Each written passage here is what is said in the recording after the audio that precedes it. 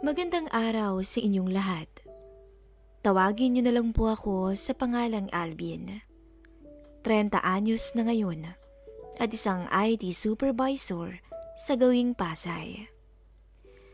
Halos isang taon na rin magmula nung maghiwalay kaming dalawa ng aking ex-girlfriend nang mangyari ang karanasang ibabahagi ko sa inyo sa araw na ito. Simula noon, hindi na muna ako nanligaw ng ibang babae. Maliban kasi sa naging abala ko sa bago kong trabaho bilang isang computer programmer, ay nagkaroon din ako ng lihim na pagtingin sa aming supervisor. Sabihin man kasing 42 anyos na si Ma'am Melanie, ngunit hindi naman mahalata ang tunay na edad nito sa unang tingin. Maliban doon, sadyang mapapalingon ang kahit sinong mga lalaki sa sobrang ganda niya. Matalino at maunawain din siya sa lahat ng bagay. Minsan napapatulala nga kami sa tuwing pinapakita nito kung gaano kalawak ang kaalaman niya sa trabahong ginagawa namin. Sino ba namang lalaki ang hindi magkakagusto sa tulad nito, hindi ba? Minsan, umaabot ang kabaliwan ko sa puntong magkatabi na kami ni Madam sa kama hanggang sa mga panaginip ko. Madalas ko rin siyang palihim na pagmasdan sa tuwing nagugulat ako sa mga damit na sinusuot niya nitong nakaraang buwan. May asawa at anak na si Ma'am Melanie, kung kaya naman medyo conservative talaga siya noon.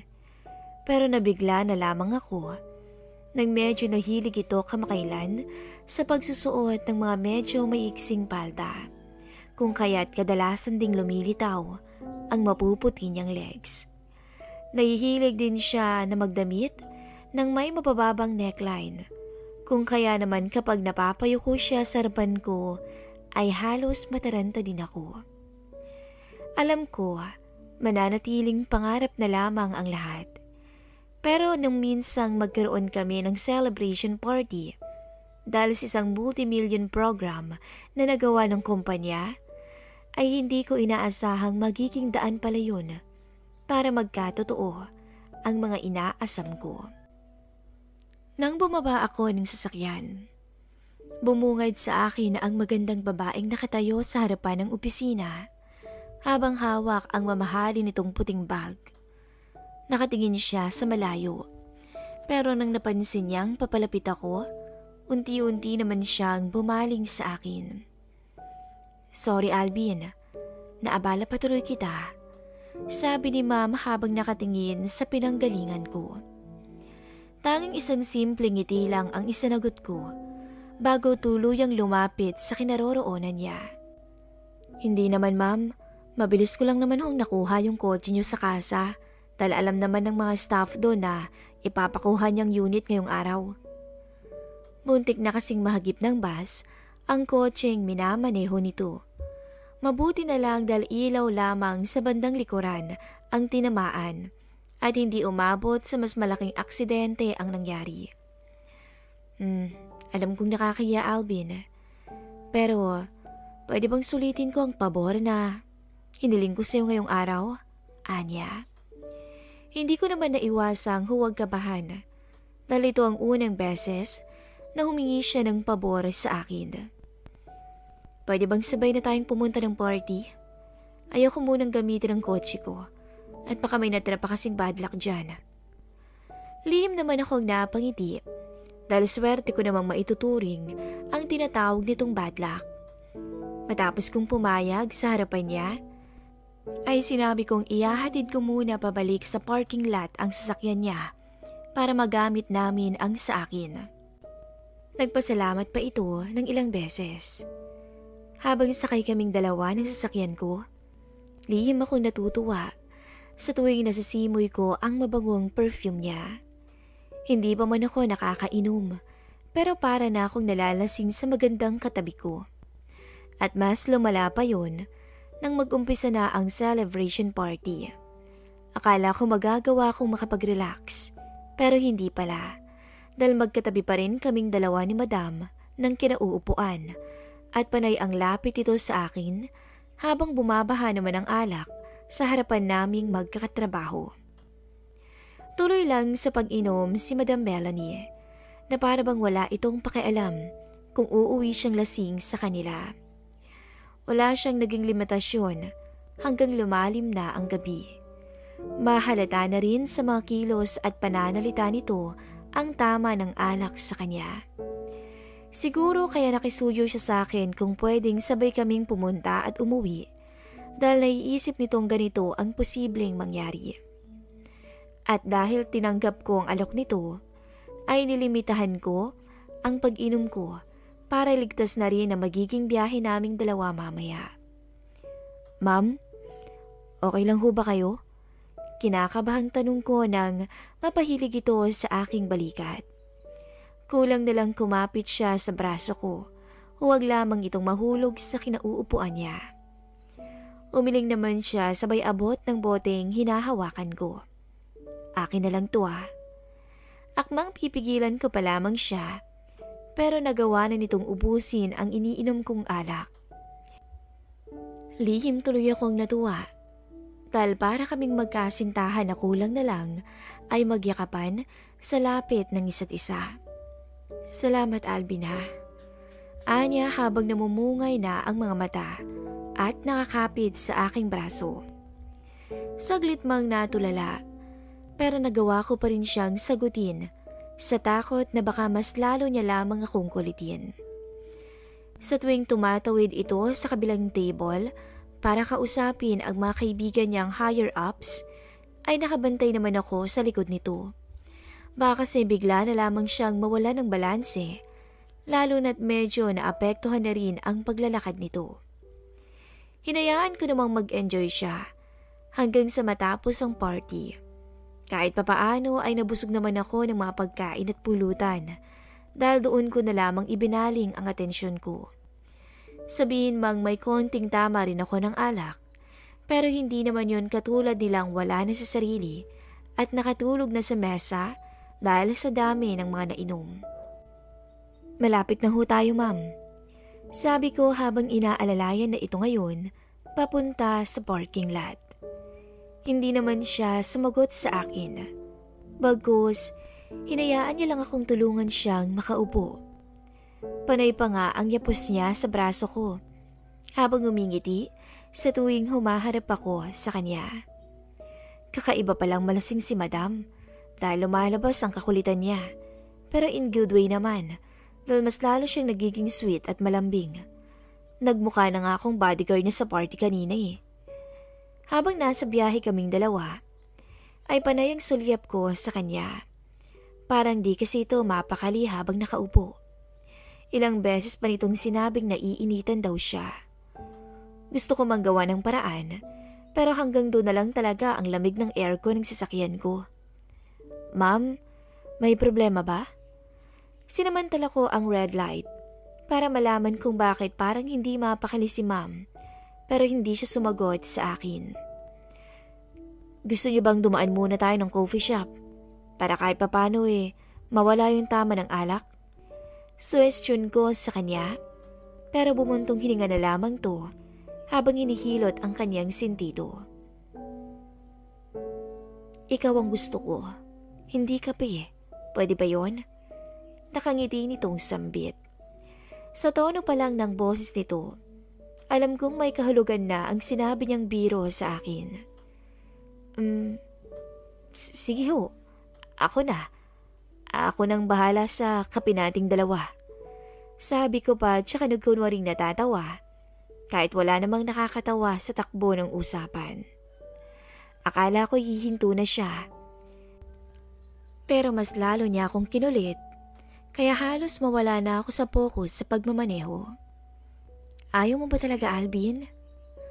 Nagulat ako nang bigla siyang humarap sa akin at yumuko na tila ba may nais hilingin sa akin. Ngunit kailangan kong mag-isip ng tama. Dahil alam kong dala lang yun ang kalasingan niya. Pero mabilis ding natinag ang kahinaan ko nang muli niya akong tanungin. Ayaw mo ba talaga, Alvin?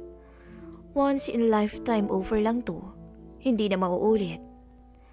Mas lumakas ang kabog ng puso ko na halatang kinatuwa ko bago siya muling nagbitiw ng mga salitang hindi ko na kaya pang tanggihan.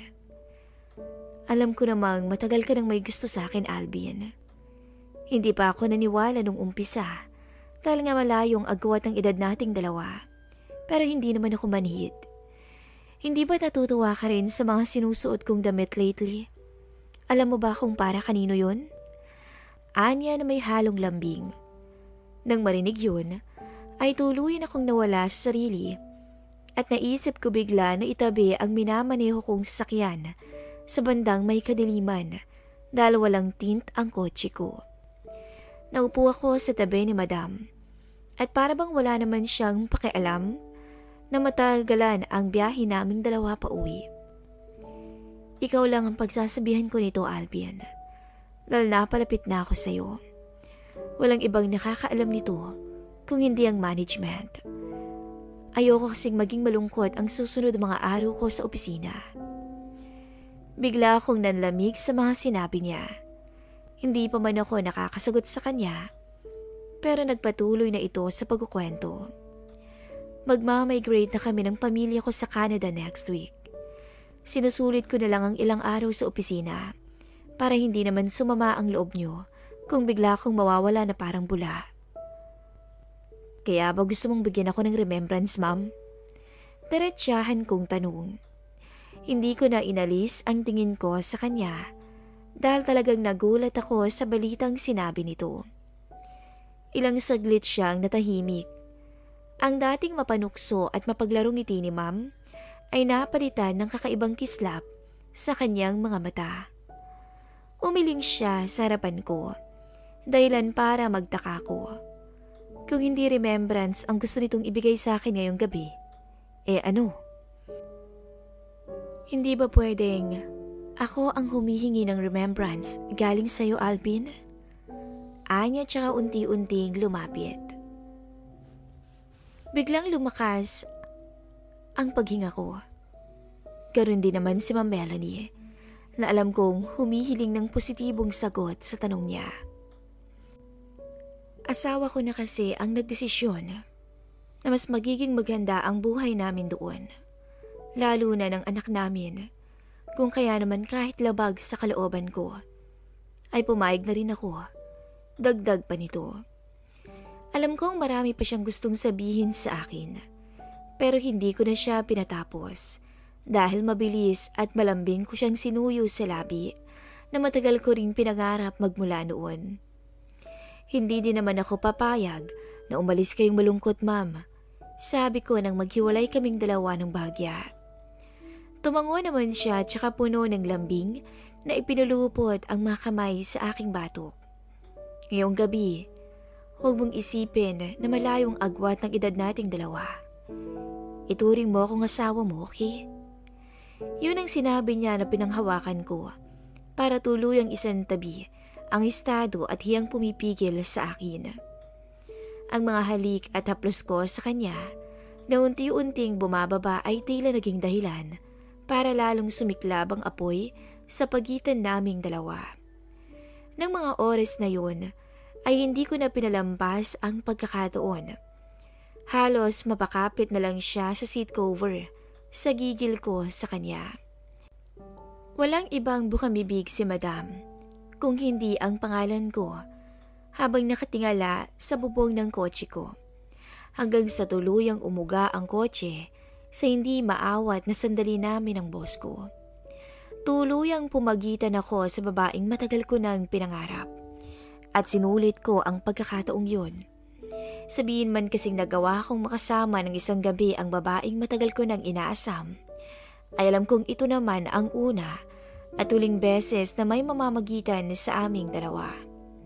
At sa huli, ay sa kandungan ko siya tuluyang nawala ng ulirat nang matugunan namin ang pangangailangan ng isa't isa. Dahil nga pinangunahan ako ng lungkot nang umalis si Ma'am Melanie, ay wala akong ibang ginawa ng mga oras na yun kung hindi magtrabaho ng magtrabaho. Hanggang sa hindi ko namalayang ako na ang pumalit sa nabakante nitong posisyon sa office. Nitong nakaraang linggo ay nagkaroon ng lakas ng loob na tingnan ko ang social media account niya. Matapos mabanggit ng kasamaan kong babae na mukhang pinaglihian daw ako ni ma'am bago siya umalis ng ibang bansa. At sa mga litratong nakita ko online, nakumpirma kong totoong may pagkakahawig nga sa akin ang tinatawag nilang miracle baby. Nanganak pala siya 5 buwan na ang nakararaan, kahit sabing hindi na pwede dahil sa edad niya. Gustuhin ko mang itanong kay Ma'am Melanie kung nagbunga ba ang isang gabing pagkakasala naming dalawa, mahigit 1 taon na ang lumipas. Ngunit mas pinili kong isantabi na lamang ang bumabagabag sa isipan ko. Nakita ko kasing masaya na ito sa piling ng kanyang pamilya. At maliban doon, ikakasal na rin ako sa susunod na buwan. Ayoko namang masira ang masaya at tahimik naming buhay dahil lamang hindi ko kayang ituring na lihim ang remembrance na hiniling nito sa akin. Minsan, may mga bagay kasing mas mabuting sarilinin na lamang natin para sa ikabubuti ng lahat. At handa naman akong pangatawanan ang desisyong napili ko dahil alam kong yun ang tama at doon magiging masaya ang taong minsang naging parte ng buhay ko. Hanggang dito na lamang po at maraming salamat.